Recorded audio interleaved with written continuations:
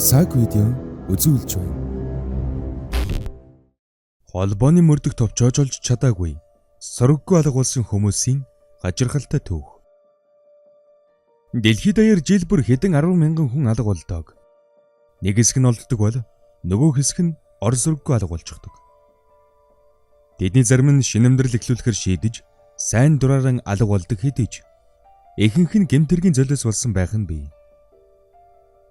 Бид тэнд янз бүрийн насны ямар ч улмөр үлдээлгүй алга болчихсон гажиргалтай тохиолдлуудыг сонирхолж байна. 1. Мартины гэр бүлийнхэн алга болсон нь 1958 оны 12 дугаар сарын 7-нд Барбара болон Кеннет Мартин нар Барби, Сьюзен, Виржини хэмээх 3 өхнийхөө хамт зул сарын баярын чимэглэл хийх зүйлс авахар Колумбиа голын сайхан байгальтай газар руу хөдөлжээ. 12 дугаар сарын 9-нд Кеннет ажилдаа очиагүй тул ор сүрэггүй алга болсон тэднийг хайж эхэлсэн гэдэг. Гэвч Мартиныхан яг хаашаа очсон тодорхойгүй байсан ба тэднийг харсан хүмүүсийн мэдүүлэг хоорондоо зөрж байжээ. Харин гэрт нь сэжигтэй нэгч зүйл байгаагүй бөгөөд тэд банкны картан орхиод явсан байв. 1959 оны 3 дугаар сард Эрлийн багийнхан голын хадан хясааны эрэг дээрээс Кеннетийнхэнтэй адилхан машин олжээ.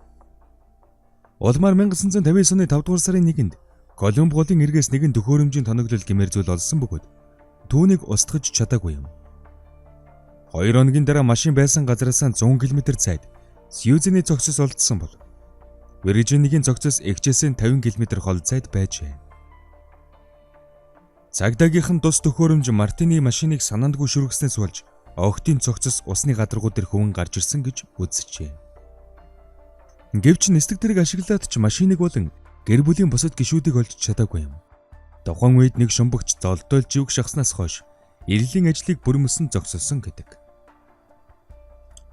Барбара, Кеннет болон Барби нарын цогцос болон машин нь хизээж олдоогүй ба тэдний хувь заяа хэрхэн эргэснийг бурхан л мэдэх байх.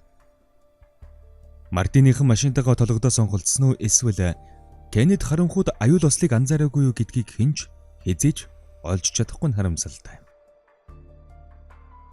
2. Патриси Механ алга болсон нь 1989 оны 4 дугаар сарын 20-нд оройн 8 цагийн орчим Монтана мужийн Серкл хотгоны ойролцоо Патриси Механ өөрийн буруугаас болж автомашины асуулд оржээ. Патриситэй мөргөлдсөн машины жолооч нь цагдаагийн офицер Кэрол Хейтс байсан бөгөөд машинаасаа гарч эмэгтэй рүү очжээ. Патриси нэг ч үг хэллэггүйгээр Хейтсийг нэвчиртгэж байсан. Замын хажлахыг давж гараад хэсэг хөдөлгөөнгөө зогсож машин лугаа гайхсан шинжтэй хараад цаашгүйгэд харанхуйд далд орсон гэдэг. Цагдаагийнхан ослын дараа шууд л Патрисийг хайж эхэлсэн ба түүний гутлын мөрийг замын цагдаагийн байрнаас 1 км-ийн зайнаас олжээ. Маргааш өглөө нэрлийн үргэлжлүүлсэн ч түүний улмөр алга болсон байсан тул хаанаас ч хайгаад олж чадаагүй юм. Патриси хэрэг гарсан газраас 400 км холцоод байрлах Боозман хотод эцэг эхтэйгийн хамт амьдардаг байжээ. Тэд охиноо яагаад Серкл хотод явж байсныг ойлгоогүй гэдэг. Тэдний хэлж буугаар охин нь сэтгэл гутралын өвчнөөр зовж байсан тул 4-р сарын 21-нд сэтгэл зүйчтэй уулзах ёстой байжээ. Бараг сарын дараа Патрисийн гэрийн хажууд байдаг цайны газрын үйлчлэгч болох Механ тэднийхэр орж ирээд танаа охин хурдан гэгч нь өглөөний цагаа уужхаад юм худалдан авахар явж гэн гэж хэлээд яваад өгсөн гэж хэлжээ. Цагдаагийнхан болон гэрийнхэн түүнийг алга болсноос хойш Патрисийг харсан гих 5,000 мэдээлэл хүлээж авсан ч огтолж чадаагүй юм.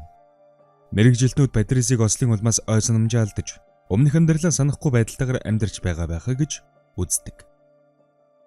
3. Форт Уэртээс алга болсон 3 бүсгүй. 1974 оны 12 дугаар сарын 23-нд 17 настай Рэйчел Терлика, 14 настай Рене Уилсон болон 9 нас хүрч байсан Жулия Эн Мозли нар Техас мужийн Форт Уэрт хотынхоо худалдааны төв рүү зул сарын баярын зүйлс авахар явжээ. Тэднийг модлон авч явахыг хүмүүс харсан боловч охид тэр өдөр гэртээ буцаж ирээгүй юм. Охидын хамаатнууд худалдааны төвийн зогсоолоос тэдний машиныг олсон бөгөөд дотор нь худалдаж авсан зүйлс нь байжээ. Маргааш нь Рэйчлийн нөхөр Томми 7 хоногийн хугацаатай Хьюстон явж байна. Машин зогсоол тугаа гэсэн утгатай захиаг авчээ. Сонирхолтой нь захиан тодорхойг бэхээр дугтун дээр хаягийг харандаагаар бичсэн байж. Огтын эцэг эх болон Томми нар захийг Рэйчел бичсэн гэдэгт итгэсэнгүй. Холбооны мөрдөх товчооны хийсэн шинжилгээч хэн бичснийг илрүүлж чадаагүй юм. 1981 онд нэгэн хүн 12 сарын 23-нд үл мэдэгдэх хүн 3 охиныг бүх хэрэгтэй машинд хүчээр сулгаж байгааг харсан гэж мэдэгдсэн. Гэвч хэн ч энэ мэдүүлэгт анхаарал хандуулаагүй юм. Олон жилийн турш цагдаагийнхан үл мэдэгдэх зохицуудыг шалгасан боловч хэн ч 3 охиныхтой таараагүй байж. Никол Морин алгуулсан.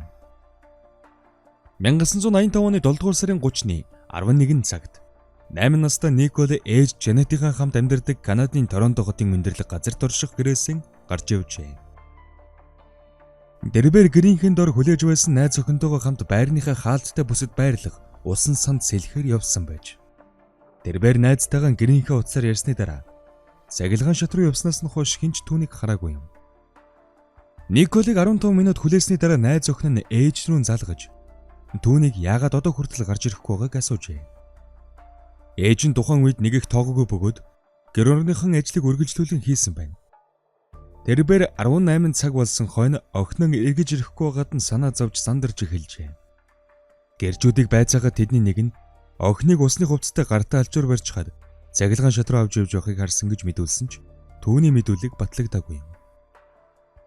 Хожим нь зарим гэрч Николын амьдардаг байрны орчим охины алга болохоос 1 цагийн өмнө үлдэнэх эмэгтэй байхыг харсан гэж мэдүүлжээ. Гэсэн ч тэр эмэгтэйг олж чадаагүй. Цагдаагийнхан аллага, хулгай гэх зэргийн олон хувилбар дэвшүүлж байсан ч нэгэн ч батлагдаагүй байж. Охиныг алга болох үед эцэг Морин нь эхнэрээсээ салахаар хөөцөлдөж байсан ч охиноо хаах хэрэгт бүхэл амьдралаа зориулсан гэдэг. Николын ээж 2007 онд зүрхний өвчнөөр нас баржээ. 5. Бриана Мэйдлэнд алгуулсан. 2014 оны 3 дугаар сарын 19-нд 17 настай Бриана Мэйдлэнд дунд сургуулийн гэрчлэгийг гардаж авсныхаа дараа ээж Келлитэйгээ баярын тэмдэглэж хамт дэлгүүр явжээ. Ээжийн хэлснээр бол тэднийг кассан дугаарлан зогсож байхад Бриана дэлгүүрийн цонхоор ямар нэгэн харснаа одоохон эргээд ирнэ гэж хэлээд гудамж руу гарчээ. Келли мөнгө төлчөхөд машин рууган очихдоо Бриана зогсоол дээр сэтгэл нь их догдолж сандарсан байдалтай байхыг анзаарч байна. Түүний дараа охин нь оройн ээлжид ажиллахтаа бэлтгэх хэрэгтэй байна гэсэн бөгөөд ээж нь Брианаг найз охинтойгоо хамт амьдардаг гэрт нь хүргэж өгсөн байна. Тэрнээс хойш ээж охин хоёр дахиж хизээж уулзаагүй юм.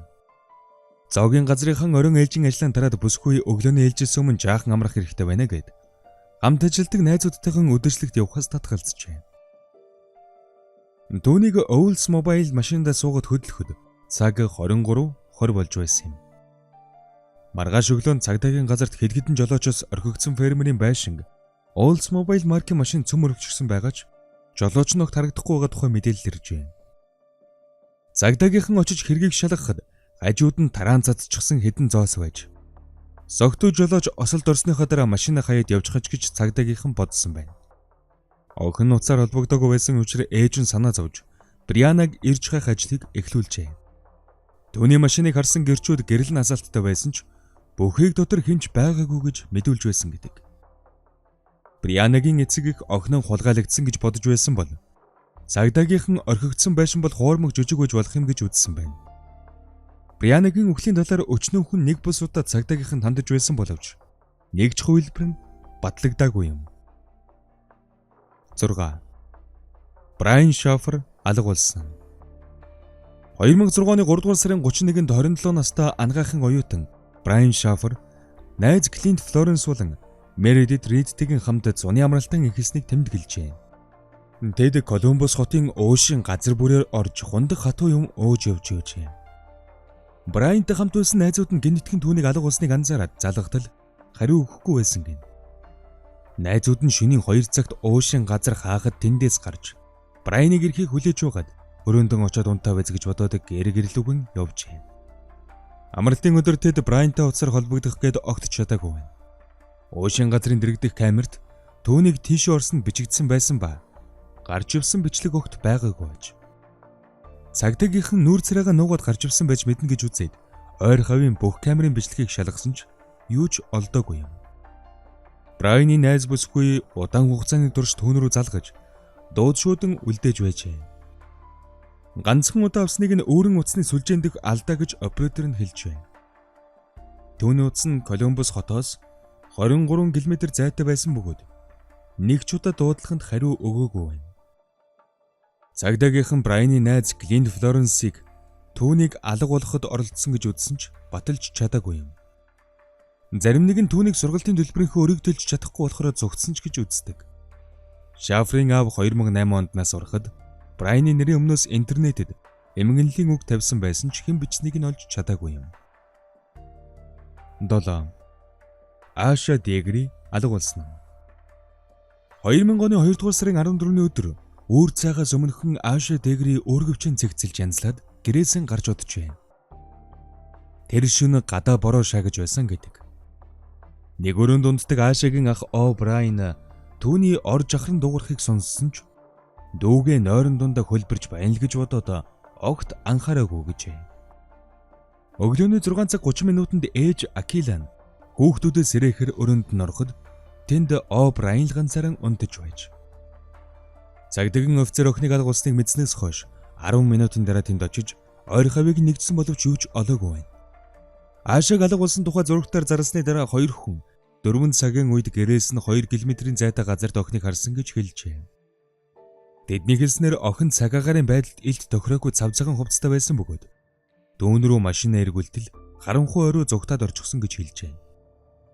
Хэсэг хугацааны дараа охиныг сүүлчийн удаа харсан гэх газраас холгүй байдаг сарвчнаас түүний эд зүйл олдсон бөгөөд ямар нэг ослын улмар байгаагүй юм. Харин Ашаг харсан гих зам дээрээс түүний чихрийн зангидмал тууз олджээ.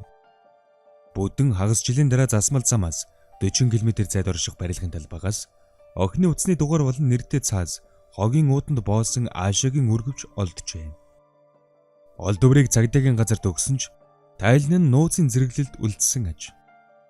2016 онд цагдаагийнхан Ашаг сүүлчийн удаа харсан газрын хажууханд түүнийг ногоон өнгийн машинд сууж байгааг харсан гэрж олдлоо хэмээн зарласан юм. Ашагийн эцэг их түүнийг гэртэн эргэж ирэхийг одоо хүртэл хүлээсээр байдаг гэн. Тэд охиныг цагаан хувцастай явж байгааг нь сүүлчийн удаа харсан гэх засмал зам дээр дурсгалын баг нь босгож жил бүр алга болсон өдрөөр нь очдөг юм.